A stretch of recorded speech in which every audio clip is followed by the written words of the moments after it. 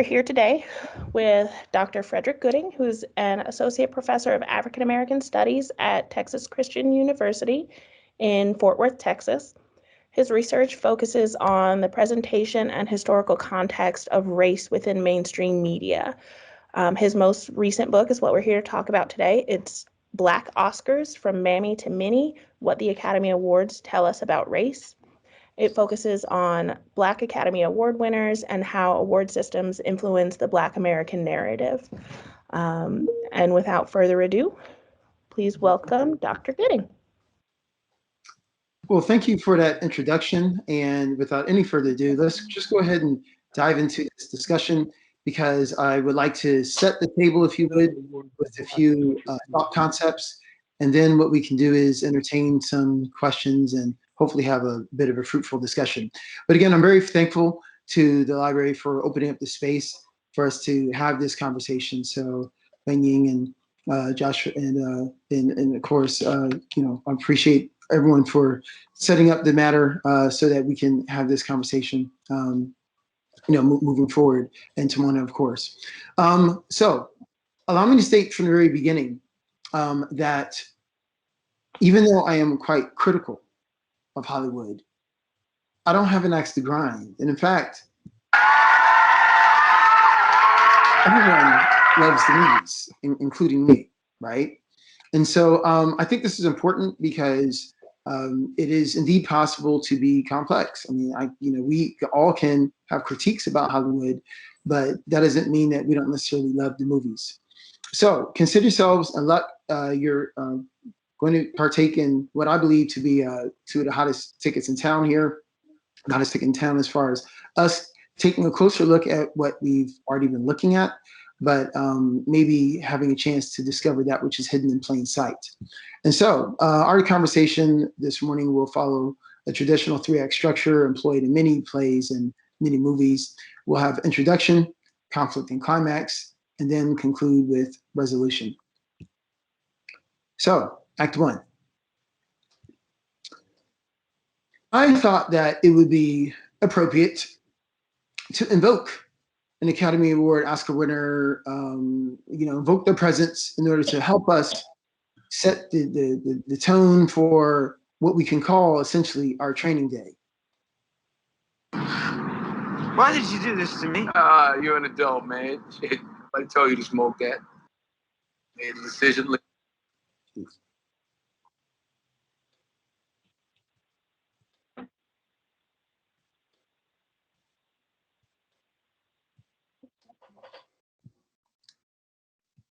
One moment. All right, can you all see still? No, you've stopped sharing. Oh boy, okay, so let's see what happened here. Of course, you all know the conspiracy against Black males is real, but we're not gonna let that get in the way. And so, yes, okay, so the fact of the matter is y'all, we are going to ask Denzel Washington to start us off with this training day. Why did you do this to me? You're an adult, man. Nobody told you to smoke that. Made a decision, live with your decision. Like I put a gun to your head.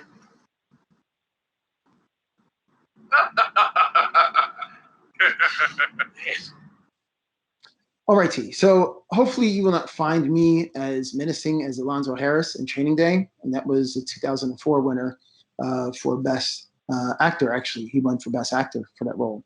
But I will play bad cop and tell you that there will indeed be a spoiler alert. Any movie I talk about, I will indeed reveal key plot points in order to move our conversation along. So the name of the book is entitled Black Oscars, From Mammy to Minnie, what do African Americans tell us, what do the Academy Awards tell us about African Americans, ?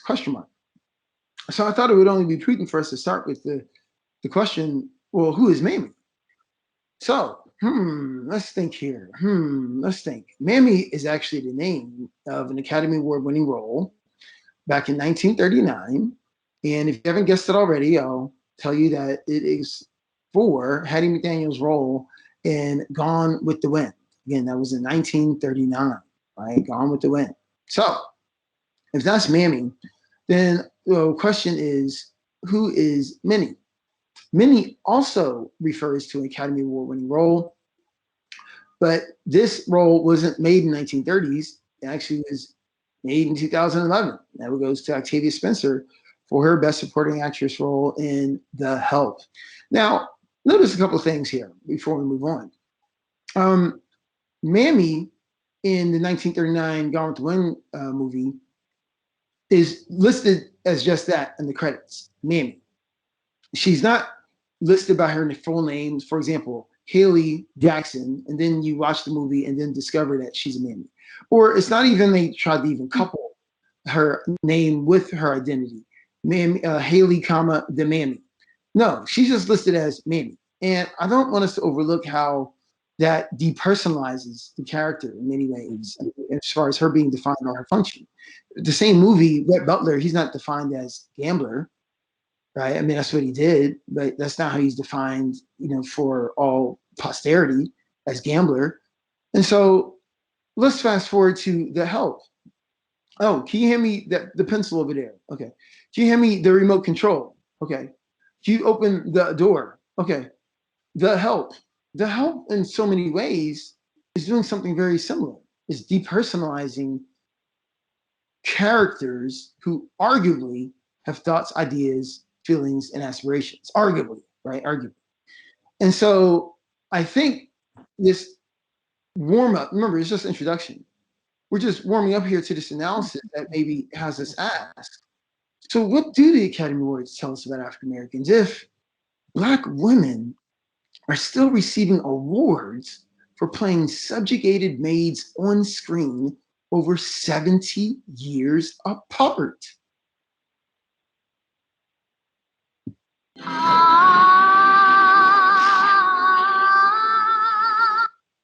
So let's also establish this at the very beginning and onset, that while the Academy Awards may not be a big deal to you necessarily, it's not to state they're not a big deal. And what do I mean by this? Well, the fact of the matter is that the Academy Awards are only televised in over 255 countries.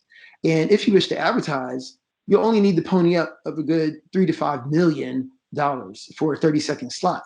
The reason why their advertisers are having to pay so much money, the networks can command so much revenues, because you're talking about the second most televised watched television program on the planet, only behind the Super Bowl.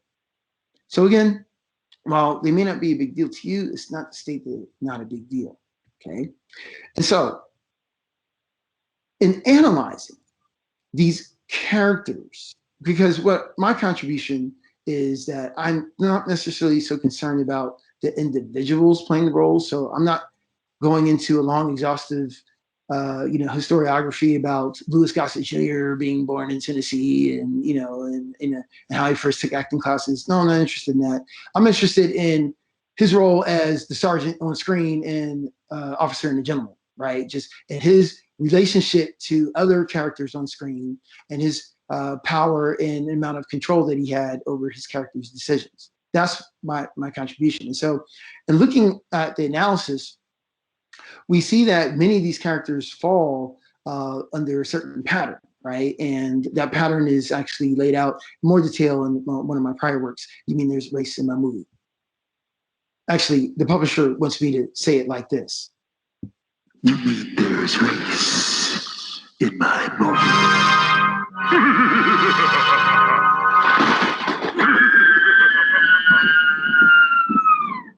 Oh my God. My apologies for the dramatics. Got to pay the bills, y'all. But that's that situation. But I want to stay focused on Black Oscars for today, right? This Black Oscars is more specific, but it builds upon a lot of those thoughts and concepts that you'll see in that other piece. So here's the deal, y'all. When I was researching for this book, I had to go out and visit the Academy of Motion Picture Arts and Sciences out in Los Angeles, California. And I actually had the good fortune in talking up with librarians and saying, oh, hey, I'm doing this research, et cetera, et cetera. And one thing led to another, and I actually had the whole had the opportunity to hold in my hand an actual Oscar statuette. So a couple of pieces here. One is that the statuette is actually a lot heavier than you think. That's A. And then B is that I noticed at the bottom, the base, these circles. And I said, hey, librarian, what's going on with these circles? And so the librarian explained to me that these circles actually refer to the 5 original batches of filmmaking. That's what the whole Oscars award ceremony was about. It's about an industry looking to fight off critics and scandals and looking for a way to add austerity and esteem to their profession. And in so many ways, we can absolutely say it's been successful because here we are 93 years later, right? Okay, so this idea of 5 original branches gave me the idea for a 5-pronged rubric by which we can measure the quality of many of these roles. And I'll unpack that just a little bit. First, I just wanted to state that oftentimes when we measure diversity, equity, inclusion, we use numbers. Numbers are logical, they're available to us, but numbers are incomplete. They do not tell us the entire story. I will share with you the number at the end, but for now, for our conversation, I really want us to think about, in addition to the numbers, in addition to the quantity, what about the quality of these roles? And so David Diggs is here asking, what did I miss? David, what did I miss? So what did I miss? What did I miss? Oh, okay, thanks, David. Yes, there's one little detail that I should just put out here on the table before we sally forth, and that would be Hollywood, unfortunately, started in what we would call racism. Okay, so Dr. G, now how can you say something so inflammatory and incendiary? How can you assert that Hollywood began racism? Oh, my children, the answer is quite simple. Let's just look at the first picture.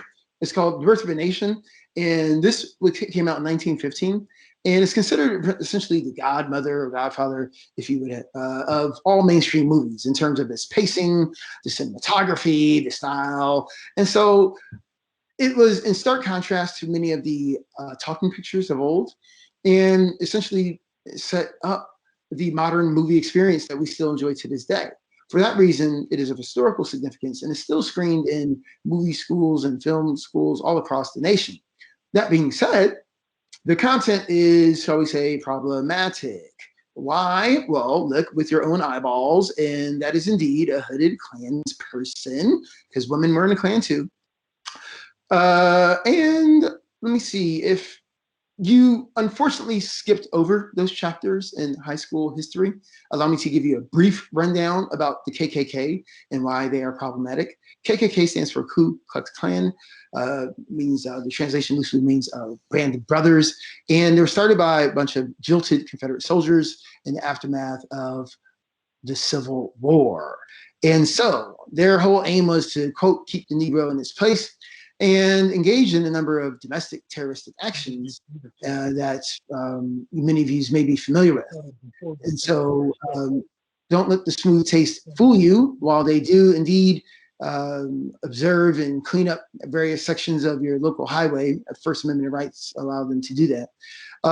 They indeed have engaged in cross burnings, church bombings, and a whole host of other unspeakable acts that we won't spend our time parsing out right now. But the idea that they believed in fostering hate, and this idea that one race was somehow superior or better to all others, why? I'm not sure. I haven't read their literature as to what provides them with justification for one race just being better than any other, given the fact that we're all human beings. But that being said, the KKK were the heroes in this movie, and they literally rode in on their horses to save our white damsel in distress. So let's pause here for a moment. Our white damsel in distress, oh my Lord, we have to rectify that. We can't have our white damsel just sitting here in distress.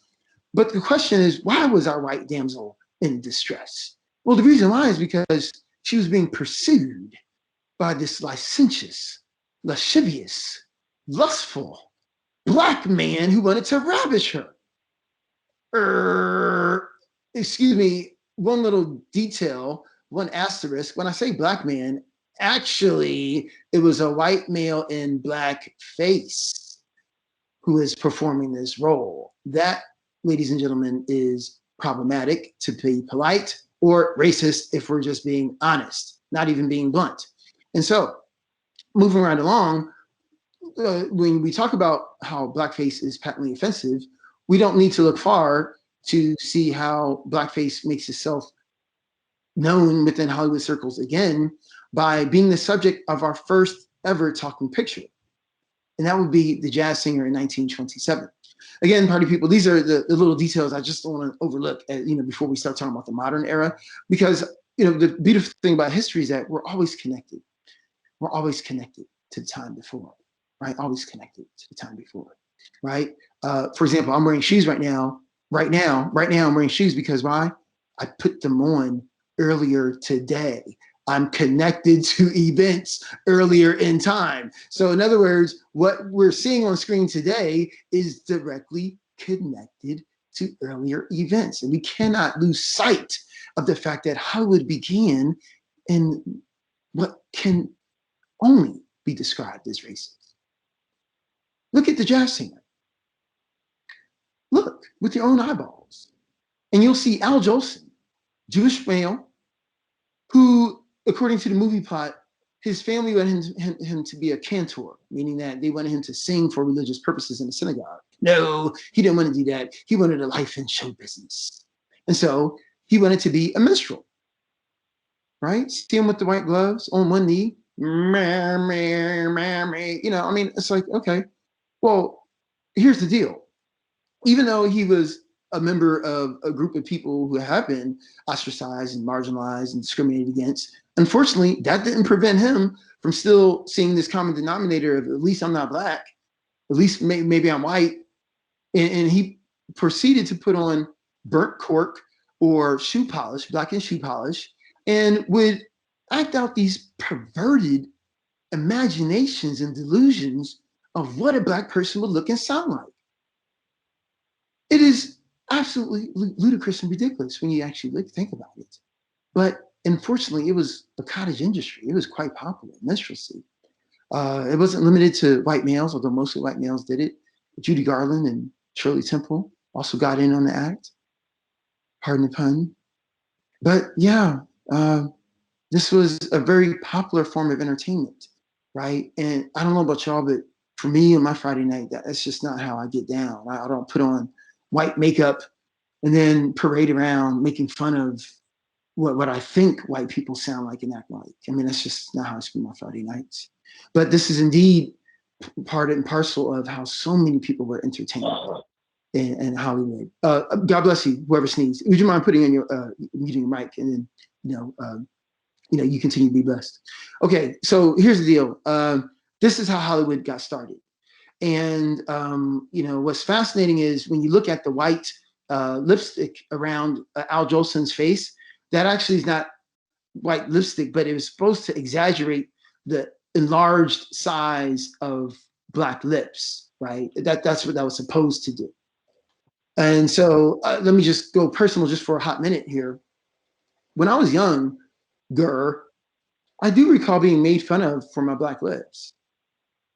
Because, they're so big and fat, and, I kicked them on the ground when I walked, and, all this type of stuff, right? The mean thing that kids say, right? What did Mark Twain say? Kids can be the cruelest animals.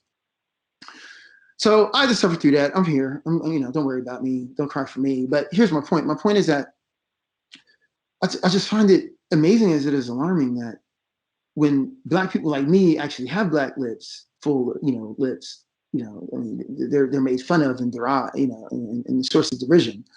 But meanwhile, when white women like Kim Kardashian or Kylie Jenner, like artificially insert collagen into their lips, they're not fat, they're full. And, they're the source of many an Instagram photograph, something cool to do or emulate or imitate. Go figure. Well, I don't want to get too distracted. I want to get to the Black Oscars analysis. But speaking of Black Oscars and Oscar Academy Awards, I will just say this. We don't have to look too far. I think, 2009 is where we have to go back in time to see a white male is in Robert Downey Jr., who was nominated for Best Supporting Actor Academy Award for his role in Tropic Thunder, where he played a black male in blackface.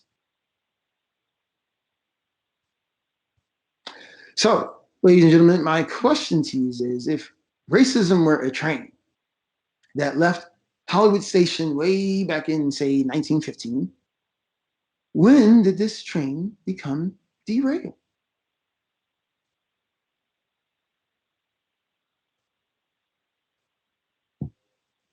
Act 2, conflict and comments.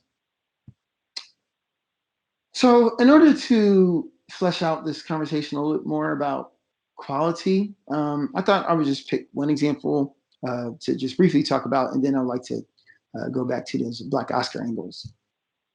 The author of The Help, because remember, the movie was made off of a best-selling New York Times selling book written by the author Catherine Stockett. And this is how she describes Aibileen. And so I guess I'm curious as to who was Aibileen depicted as being a good mother to. This is Octavia Spencer with her daughter. But my question is, what about Aibileen?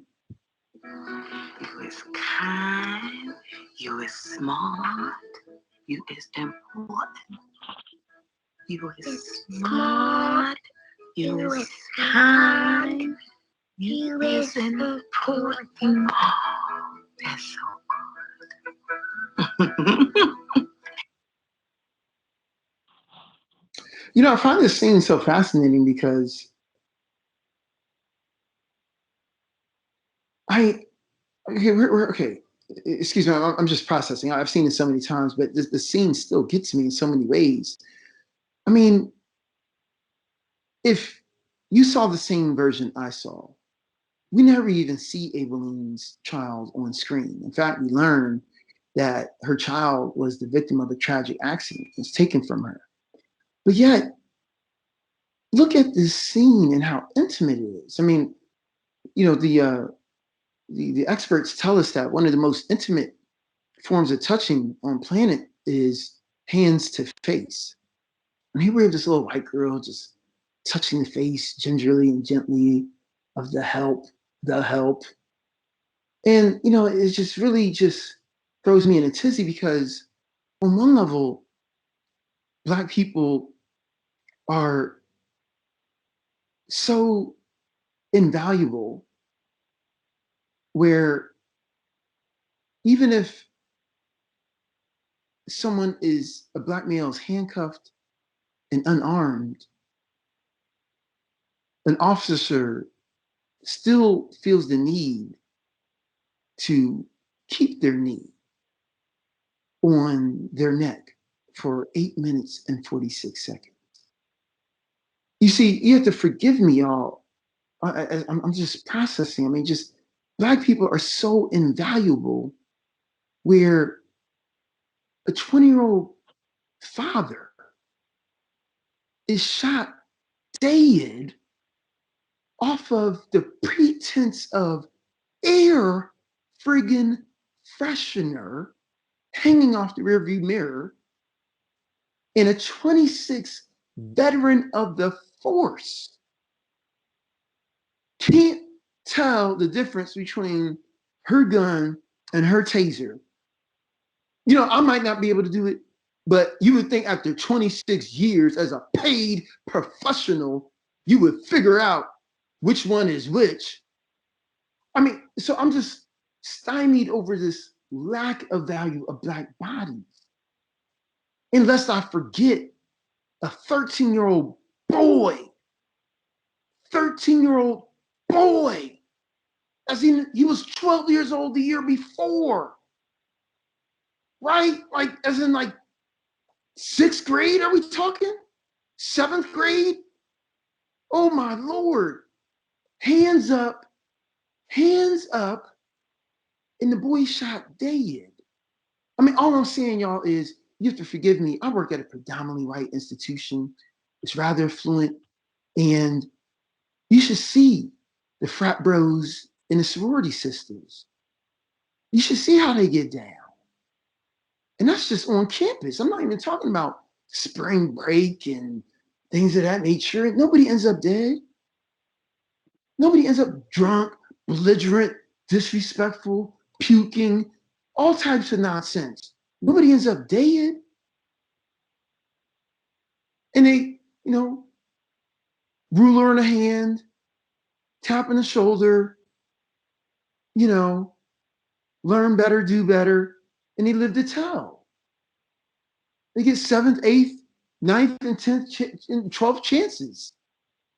So forgive me for being stuck on this slide, y'all, but I'm just struck by, on one level, the invalidation of Black humanity off screen, and then on screen, how tender is this? Oh, how special is this? Oh, this is so intimate.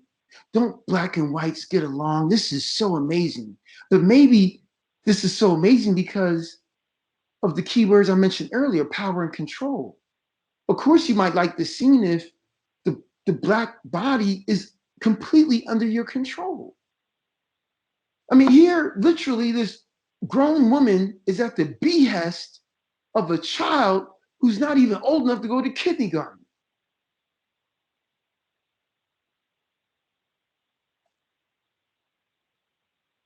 But it's just a movie. Well, don't take it from me. Viola Davis herself said out of her own mouth, and she was one on set, I wasn't, that she regretted her role. She just felt the voices in the maze weren't heard at the end of the movie. And I don't want to spend too much time on it because, I want to get to the Oscars analysis, but just think about the trajectories of Skeeter, that's played by Emma Watson, and Viola Davis and Octavia Spencer playing Minnie and Aibileen. Just think about the trajectories. Just think about who does a movie like The Help really help? And the last thing I'll say about this before moving on is that for those who are thinking, well, Dr. G, I mean, aren't you being like a little hard in this movie? I mean, first of all, it's just a movie. And second of all, Dr. G's, it was meant to bring audiences together. I thought it was quite informational, Dr. G. I thought it was quite engaging, Dr. G. I thought it was quite informative. I thought it was quite entertaining. I thought it was interesting. I mean, but what's the problem in bringing together the audiences like this? Well, I guess the only thing I could say is if you felt the movie was informational, if you felt this movie was engaging, if you felt this movie was interesting, then all I can say is congratulations. It was neither of those things to me. All I know is that maybe I'm a bit more, I just have a different lens being a historian, right? In terms of actually having read the true to life stories of those Black women who had to be so strong for so long. Maybe that direct knowledge is what informs my view. So that's why I don't find it necessarily interesting or entertaining. All I can say is that this is the product of fiction from a single white woman's mind. This is not a documentary. This is a movie made for profit. Let's not lose sight of that.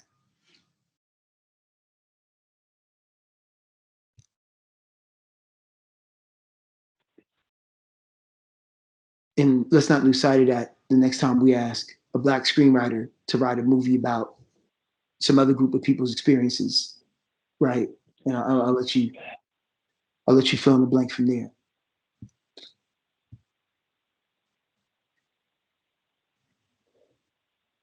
Act 3, resolution. So what might be the question, right? Well, not so fast. I mean, this idea, but it's just a movie.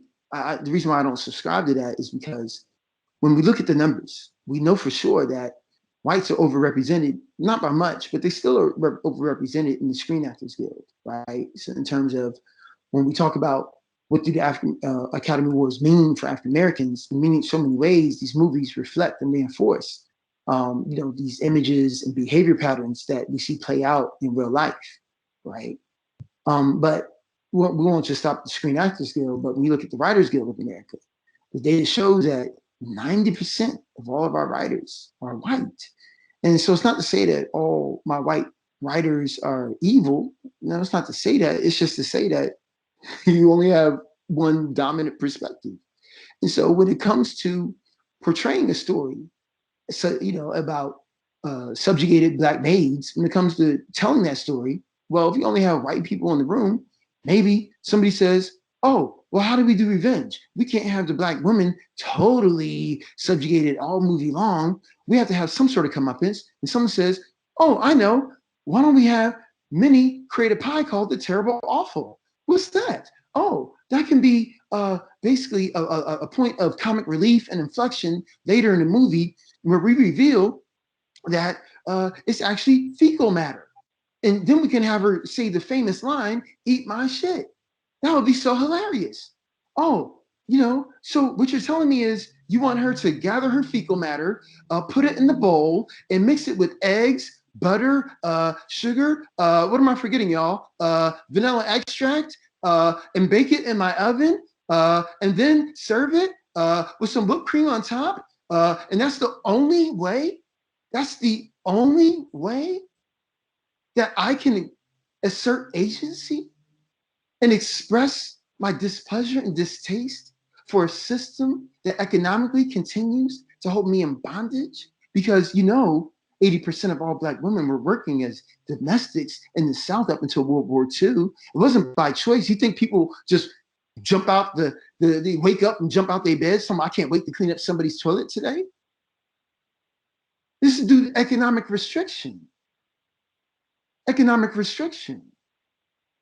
So what I'm saying is when you have only one voice in the room coming up with these ideas, oh, the Terrible Awful, that'd be a great idea.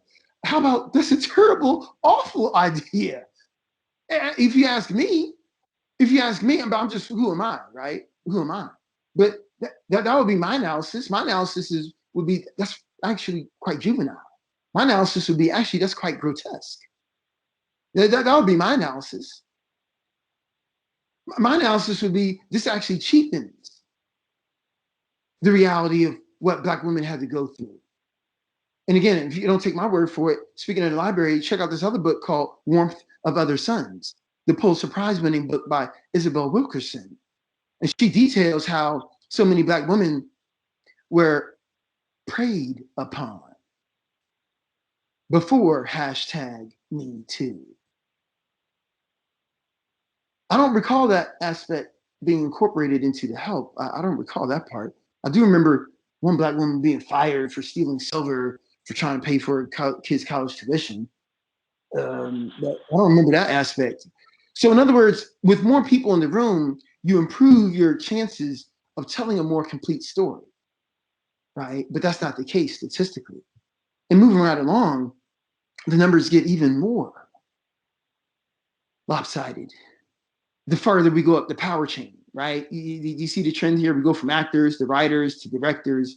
And so as you know, the director has full autonomy and authority on set. And everybody else is featured as 2%. Everybody else, right? So it's slim pickings indeed in terms of the opportunities for Black, Indigenous people of color to tell their stories. And so what we're left with is I, as an African American, am essentially hostage in that I'm uniquely dependent upon Hollywood to reflect back to me my story. Yes, I know that there is an Ava DuVernay out there. Yes, I know there's a Ryan Coogler out there.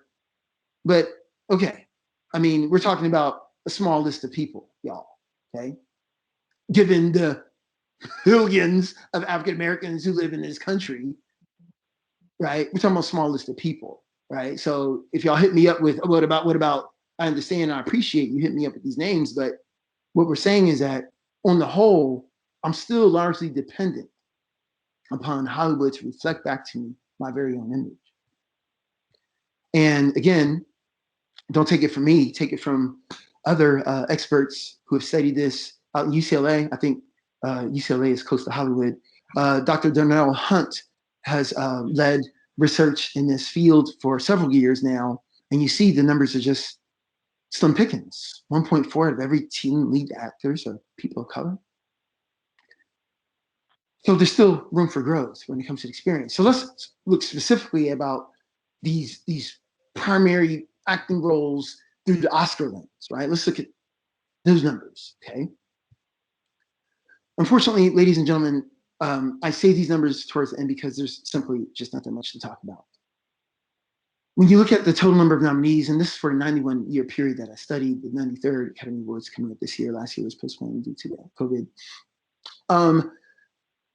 The idea is that, yeah, the numbers are quite small. When we look at the total number of winners, there's only 19 total winners over the whole 93-year history. And yeah, the numbers are quite small. Quite small. Can you tell Obama I'm busy? I'm in the middle of a presentation.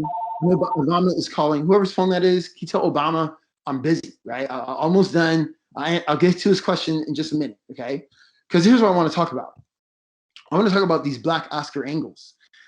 While the numbers are paltry, unfortunately, what we want to do is still look at the quality of the roles. So as I promised earlier, here's the rubric, the 5-prong rubric. The first is Black non-American. And what's so significant about this? Well, nearly a fifth of all Black Academy Award nominated actors are not from America. So Dr. G, are you saying that you're xenophobic? The answer to that is, of course not. Fiddlesticks and poppycock. What I'm saying is, my argument is not with, my beef is not with the actual actors themselves or actresses themselves. This speaks, if anything, to the larger picture, the bigger picture, as far as the paucity of opportunity within Hollywood. Let's take, for example, Harriet, starring Cynthia Erivo. Great actress, great movie, but Cynthia is just not from America. She's from the UK.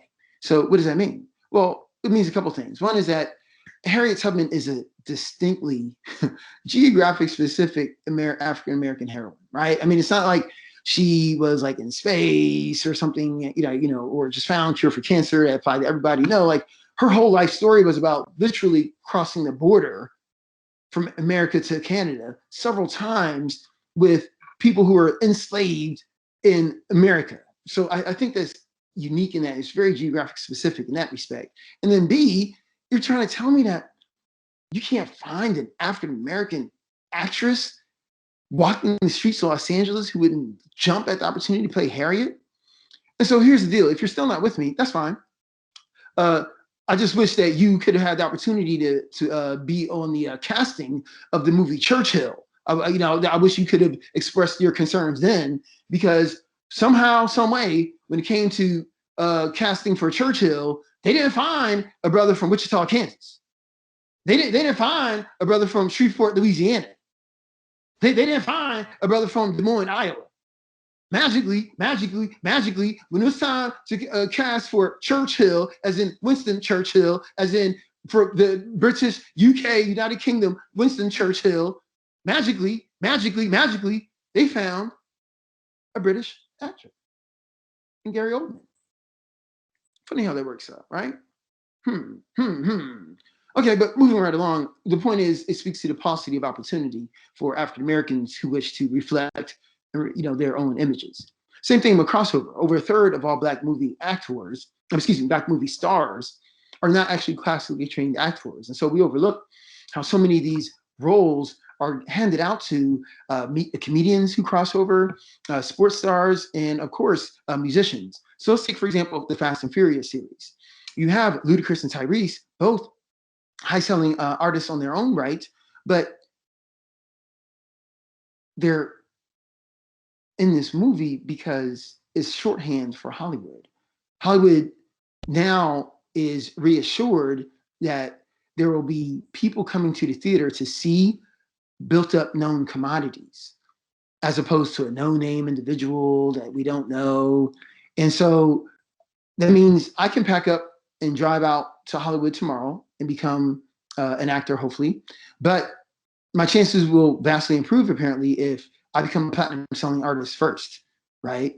And so even with Ludacris and Tyrese being cast, they still were only cast in largely bit roles. I mean, it's not as if their characters are driving the action like Paul Walker's character or, Vin Diesel's or, that of The Rock's.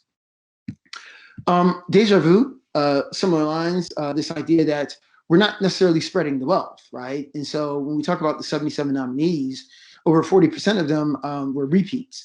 And look at this year. Daniel Kaluuya is now a repeat.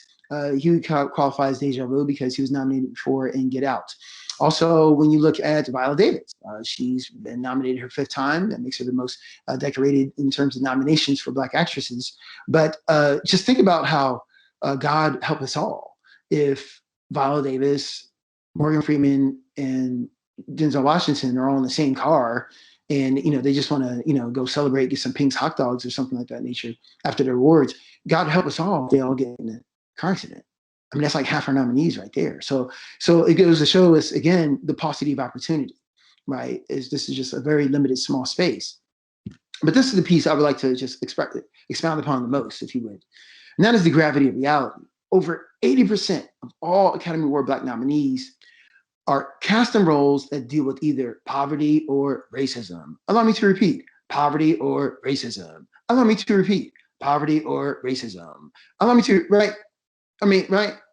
Haven't we not heard this before? So that means that if and when you see me on screen, chances are you're gonna see someone like me who's in pain and suffering, right? Due to either poverty or racism. And this idea that, so for example, take like a movie like Fences, Dr. G, what's your issue?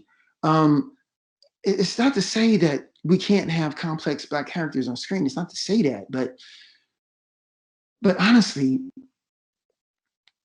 as I hinted at earlier, right now, y'all, it's kind of tough. At least for me, where I sit, it's kind of tough. I mean, I'm reliving the whole George Floyd murder trial, and then just literally like a week ago, last Sunday, this past Sunday, a week ago, we hear about the Dante Wright situation, the 20-year-old father who got shot, off the air fresheners. And then, later that same week to hear about Adam Toledo, the 13-year-old kid. I mean, it's just painful. I'm a Black male. I have a son as a Black male. My brother is a Black male. My father's a Black male. I teach Black male. I mean, you understand what I'm saying? It's painful. So why do I, on a Friday night, want to pay and see more Black people in pain? I mean, again, I'm not taking anything away from Viola Davis and the performance and Fences. I'm not taking anything away from her, but I'm just letting you know. I'm just being real.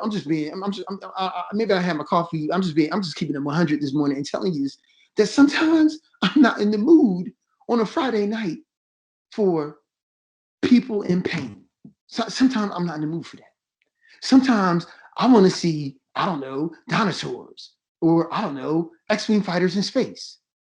Speaking of which, let me just give you a brief glimpse of the opposite end of the spectrum. So whereas Blacks, Indigenous, people of color in particular, are grounded by the gravity of reality, in contrast, my white brothers and sisters are liberated by the freedom of fantasy. I'm just gonna give you 15 seconds to give a taste of what I'm talking about. Just 15 seconds. The power of imagination. The thrill of adventure.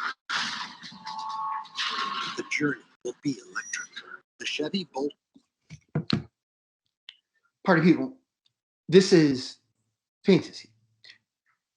As a Star Wars fanboy, it pains me to say X-Wing fighters are not real. So I won't say they aren't real. Let me soften that by saying they're not real, not yet. Okay, not yet. That sounds better. But they're not real today. Okay, that's A. B is, even if they were real, we're not going to have a multi-million-dollar piece of military equipment. Yes, it's military equipment because why? It's called an X-Wing fighter, not flyer. It's only room for one person and a droid. The whole point is to shoot and destroy. It's an X-Wing fighter. So you're not going to have a piece of multi-million-dollar military equipment flying this low to the ground at risk of injuring the pilot or damaging the aircraft. And then lastly, no disrespect to American-made cars, y'all, but Chevy Bolt is simply not that fast. Really so fast where you feel as if you're in hyperspace. Hyperspace. How about hyperbole? Hyperbole. That's what this is. It's an exaggeration. So my point being that whites are liberated by the freedom of fantasy all the time, right? And when we talk about this idea of still in the struggle, it still speaks to this idea because nearly a quarter of all Black Academy Award nominees died before the end of the movie. And so as you look on your screen, you have in front of you, behold, all 19 Academy Award winners throughout the whole history of the Academy. In nearly a century, all the winners for acting roles, that is. The other wins are so statistically random and insignificant, they don't merit their own chapter, right? But there are other winners, outside of the 4 acting categories, but few and far between. So this being our focus, just scan through and see if you remember their roles and ask yourselves, do any of these roles challenge or really support the status quo? One other pattern within the pattern to take stock of is this idea that we talked earlier about, Viola Davis, for example, said, the voices of Black maids weren't being heard. Well, when you talk about Black voices, think about how many of these movies, if and when they do feature Black protagonists and the Black voice is central to guiding the action. Notice how these movies are based upon extraordinary real life people. So in other words, they're para-realistic movies. They still are not fantasy creations. They're still grounded by this reality being based upon a real life story, right? So look at the top row, 4th from the left, Glory, based upon a true story. 2nd row, 4th from the left, Ray, based upon a true story. 3rd row, 1st from the left. That is Forrest Whitaker in Last King of Scotland, and he played the role of Idi Amin. And notice, if you look around the eyes carefully, the reason why it looks a little pink under his right eye is because they purposely darkened his skin to make him look more menacing. How's that for colorism, y'all? The darker you are, the more menacing you look. But moving right along, Jennifer Hudson, 2nd from left, Dreamgirls, based upon a true story. Lupita Nyong'o, 5th from left, 3rd row, 12 Years a Slave, based on a true story. 4th row, 3rd from left, Dr. Shirley, as played by Mahershala Ali, Green Book, based upon a true story. And so I think the question is, what about that green box? So who's going to be number 20? So far, it looks as if we're right on track, right? Judas and the Black Messiah, based upon a true story, and dealing with poverty, racism, right? Ma Rainey's Black Bottom, right? I mean, so in other words, these appear to be fitting our pattern thus far, right? And so it's just something for us to be mindful of as we venture forth. So when we talk about from many to many, what has happened and what has truly changed over time, I just want us to leave in contemplation about this idea of the racism train and to what degree it has changed over time. Because what I'm suggesting to you is rather than us having a simple, yes, it got derailed, I'm not so sure, you have to tell me the exact date of when it was derailed. What I posit and suggest to you is that this train has been merely remodeled. So as opposed to the loud, lumbering, pollutive locomotive of old, it's now sleeker, slicker, quieter, more fuel efficient in this presentation. So if anything, we're still on track, headed to the same destination. It's just that we enjoy the ride more because it's more comfortable, even though we're still on track. And with that, ladies and gentlemen, your training day is complete.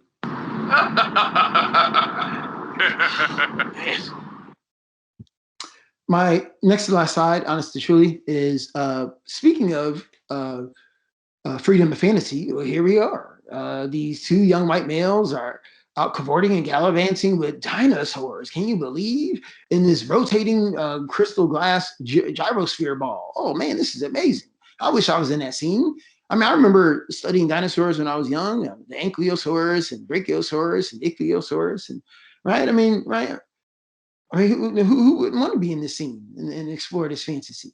Well, in order to get there, the movie producers had to see past what's in your lower right-hand corner, right? Meaning that I don't detect or see any dinosaurs in the background because there weren't any.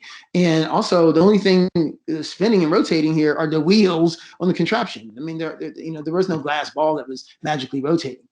And so we had to see past this reality in order to create this fantasy, for the big screen. But my question to you in closing is, but within the boundless expanse of our collective imaginations, are we still not maybe fighting for visual and spatial equity? Right? If you follow what I'm saying, this idea, even within the boundless expanse of imagination, has not Hollywood demonstrated that it is chronically deficient in terms of exercising its full imagination when it comes to Black, Indigenous, and people of color? Because one place where we're all the same is at the box office. Hollywood will take all of our money just the same. But it appears to me, Dr. G, that even though we all pay the same price of admission, it is people of color, Blacks in particular, who disproportionately bear the cost of omission. Ladies and gentlemen, my name is Dr. Frederick Gooding Jr., aka Dr. G, and now that you've had a glimpse of this Black Oscars experience, may you never see movies the same way again. Thank you so much.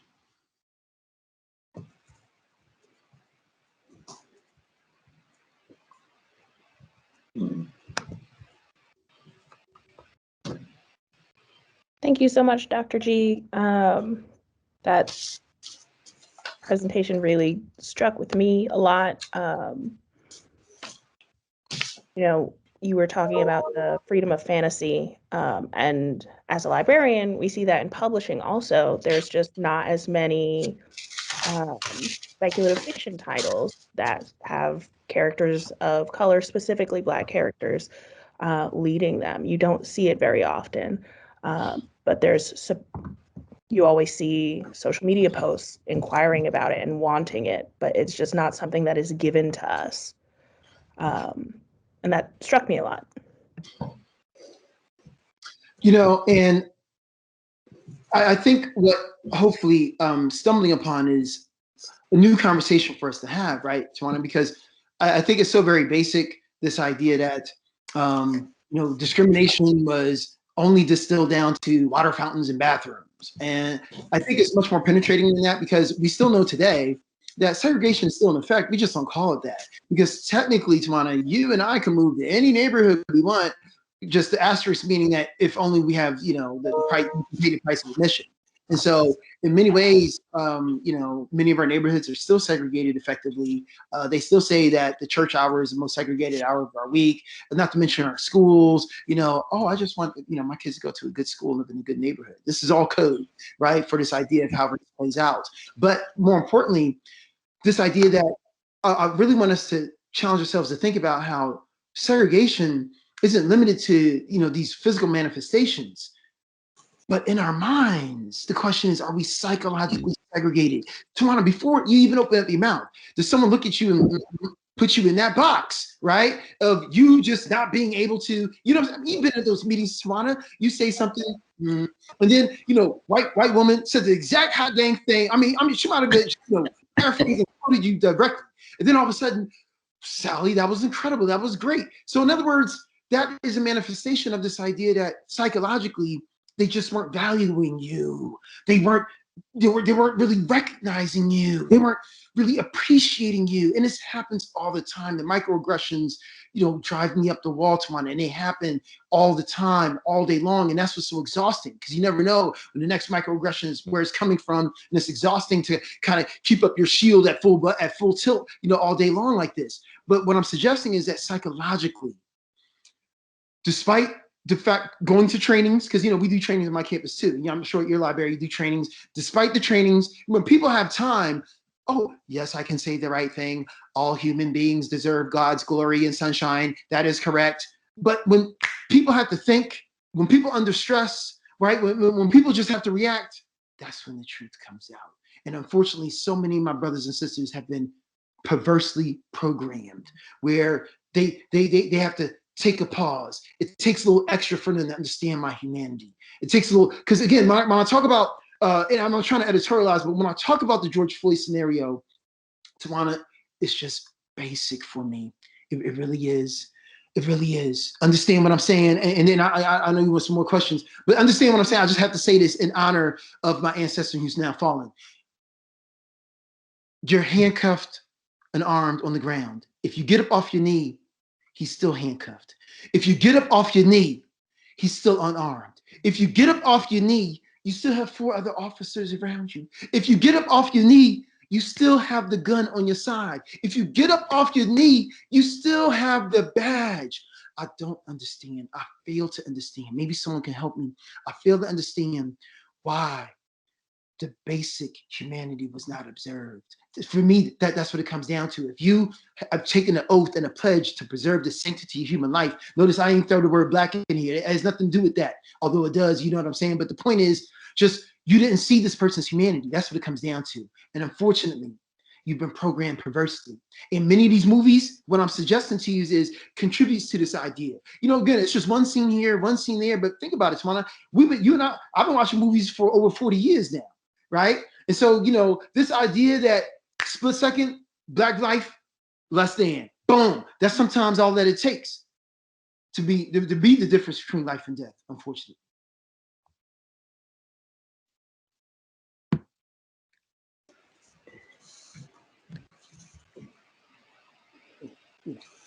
I know it's just a movie, but you know, you have to excuse me, right? It's just. Elnora, I think you were raising your hand. Did you have a question? You're muted again. Now, can you hear me now? Yes, ma'am. Okay. Yes, I do have a question for Dr. G. I want to let him know, thank you so much. I did buy the book and I'm enjoying it and certainly enjoyed your presentation. My question is, my reflection is, I don't think I'll ever be able to look at a movie again the same. Thank you for that. My analysis eye will be on a hair trigger.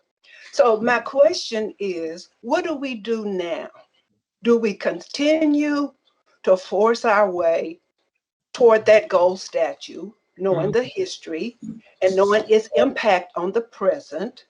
Or do we build our own and teach our babies and our grandbabies to build their own? So therein lies my question. What do we do now? Yes, ma'am. No, thank you for that. Thank you for that. First of all, I just want to say how appreciative I am that you would even spend time, you know, reading, you know, something that, you know, that I created. I mean, because that's the whole point. You create it, someone can read it. Because, you know, if I'm being honest, you know, you ask people in your own household if they read it, and they're like, well, I'm gonna get to it. And then, so the idea that someone actually took the time to read it, you know, thank you. I appreciate it, sister. So in answer to your question, what do we do?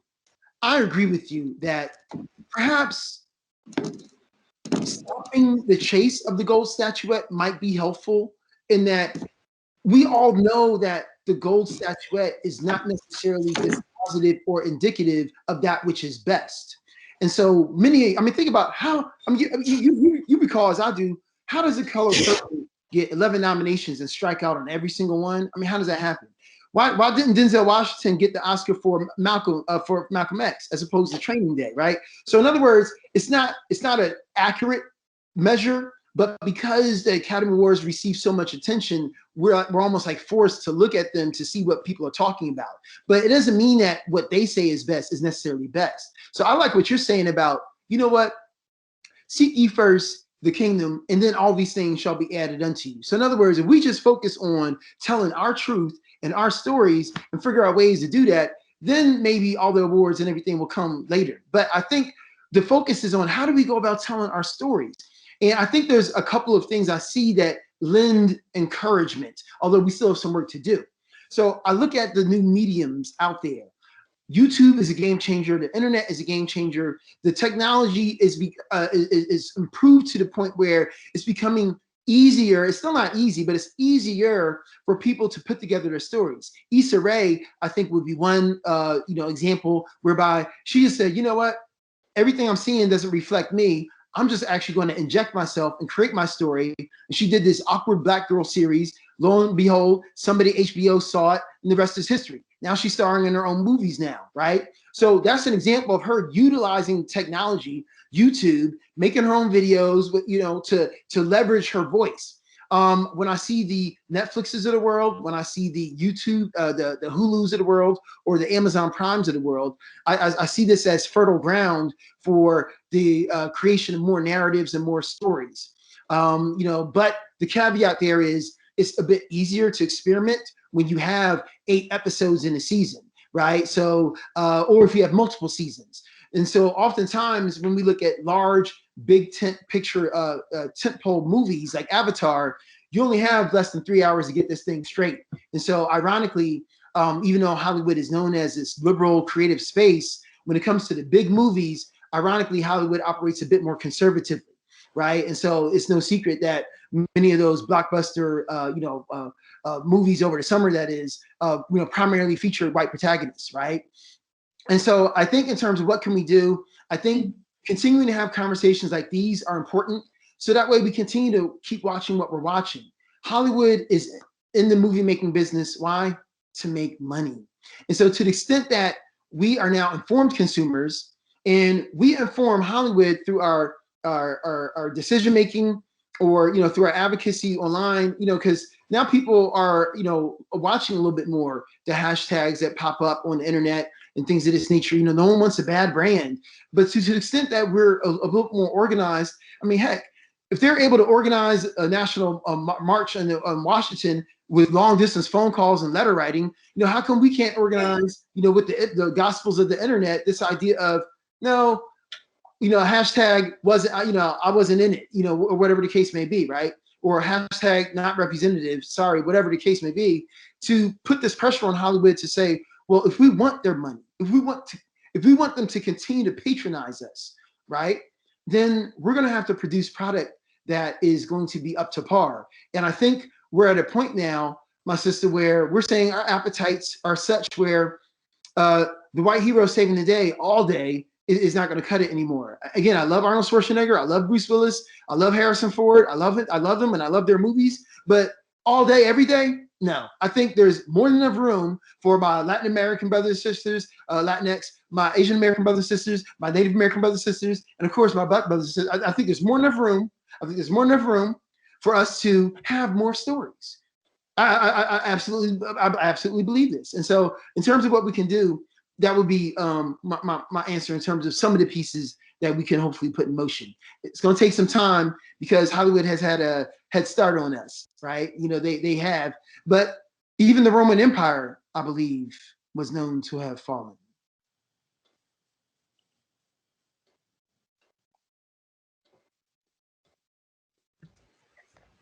Dr. D, could you remind all of us where people can buy your book if they would like to read it? We are adding it to our collection, but could you just give us a reminder of where people can find it? Sure.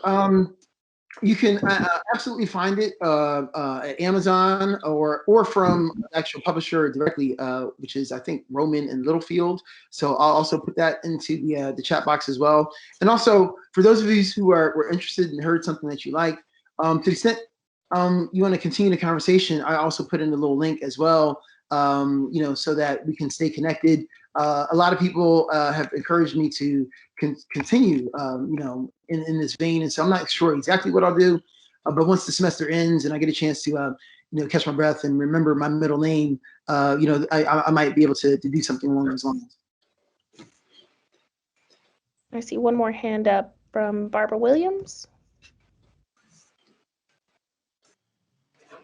She needs to unmute herself. No. There she goes. Island one. She's got it. Barbara.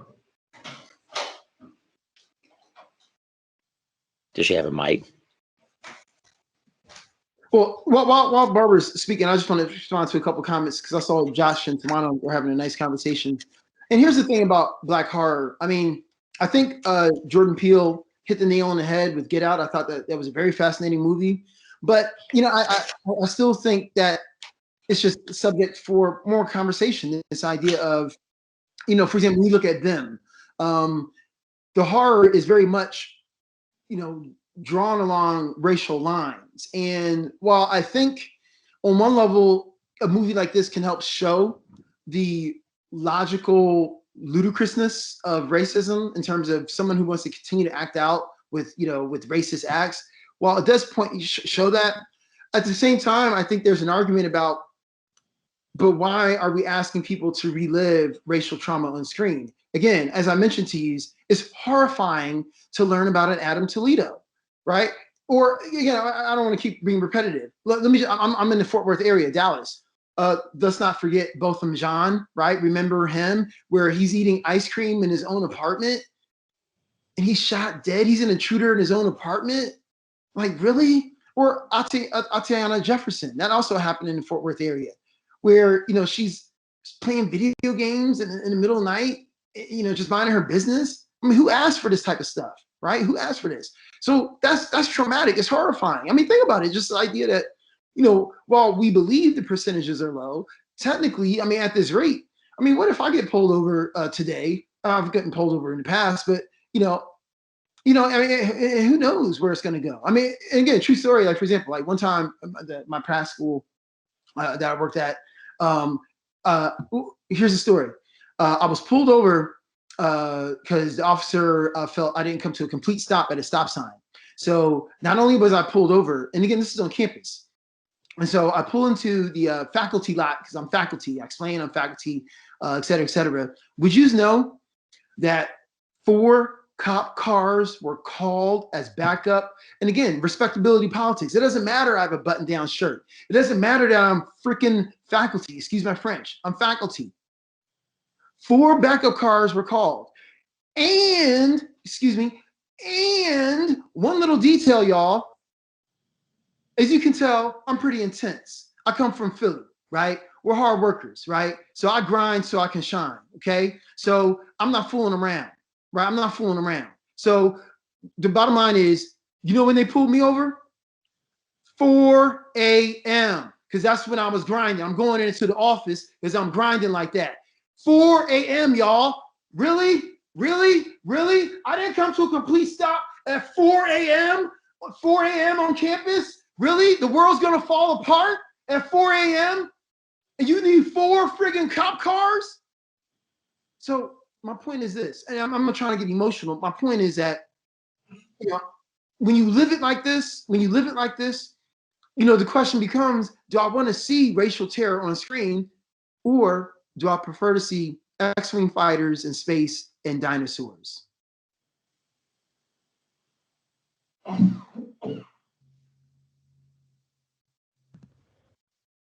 Barbara put her question in the chat. She wanted to know if you have a professional relationship with author Donald Bogle.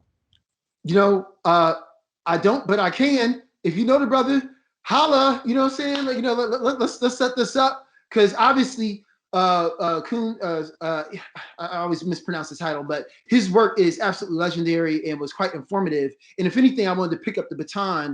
It was Tom's, Coons, Mulattoes, Mammies, and Bucks, I believe is the full title. But Donald Bogle for years was like, you know, the authority. And but the thing is, I saw that his analysis really kind of peters off in the 80s. And so what I did in You Mean This Race in My Movie, and also with the Black Oscars, is I wanted to pick up, you know, basically from the 90s onward, to show people that it's not just the old black and white movies like Hallelujah and Green Pastures that are problematic, of which they are, but it's not just like the old black and white stuff. I wanted to show how these patterns continue into the modern day. And so and also when you look at my rubric, I renamed them, like, you know, Mulatto and, you know, Coons, and, you know, are not as popular today, but we still have angel figures, right? we still have angel figures, meaning like a black character whose sole purpose on screen is just to help the white character. You know, like that black best friend, you know, and then they have no relation to anybody else of color on camera. They're just there to help the white person. You've seen this 1,000 times. In fact, Jennifer Hudson was nominated for, no. Jennifer Hudson's next role after being nominated, after winning an Academy Award, her next role was being a black administrative assistant to Sarah Jessica Parker in Sex and the City. That was her very next role.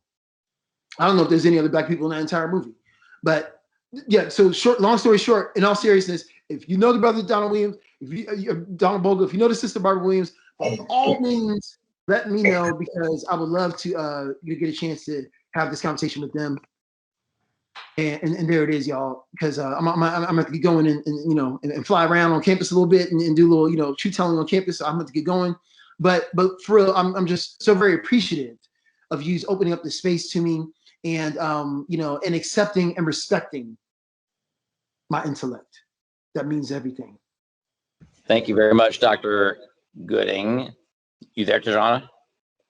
Yes, I just wanted to say thank you so much for your presentation and sharing your thoughts with us today. I personally learned a lot, and I'm about halfway through your book, and I am looking forward to finishing it.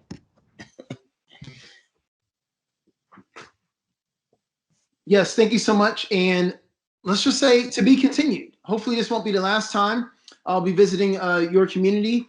And who knows, even after COVID blows over, we can do this again in person. Absolutely. I'll second that.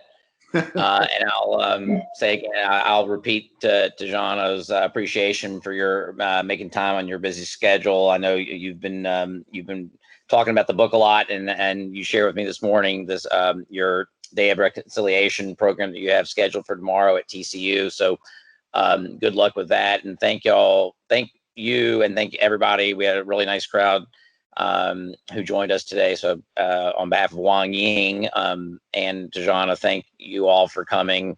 And I'm sure we'll see a lot of y'all soon, and look forward to seeing more from Dr. G down the road. Yes, and thank you, Wang Ying. Thank you to everyone. Thanks, Josh. Thanks, Tawana. Peace. Thank you, Dr. G. We really appreciated you for sharing with us about your insight, and we've learned a lot. Definitely very, very thought-provoking, and appreciate it. Thank you.